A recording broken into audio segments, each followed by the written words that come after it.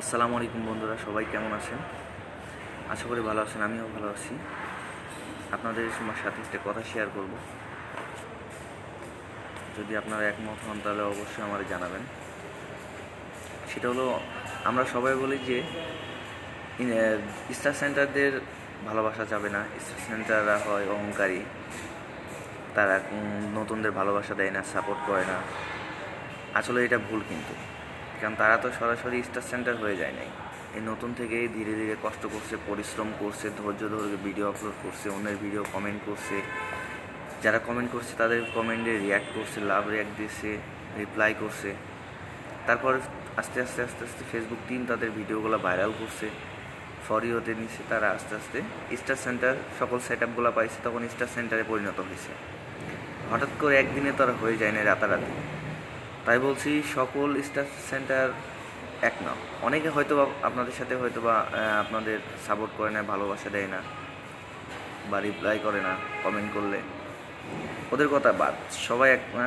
অনেকে আছে, অনেক স্টার সেন্টারে মন অনেক উদার, অনেক ভালোবাসা দেয়, ভালোবাসে। তাই স্টার সেন্টারকে ঘৃণা করা যাবে না, কারণ আপনিও তো কিছুদিন পরে স্টার সেন্টার হবেন, আপনিও তো মানুষকে স্টার দিবেন, আপনাকে স্টার দিবে। তাই আমাদের মনে হিংসা বিচ্ছেদ বাদ দিয়ে সুন্দরভাবে ভিডিও আপলোড করি, ভালো ভালো কন্টেন্ট তৈরি করি। আসলে কোয়ালিটিফুল কন্টেন্ট ছাড়া আপনার ফেসবুক টিম আপনার ভিডিওকে ভাইরাল করবে না।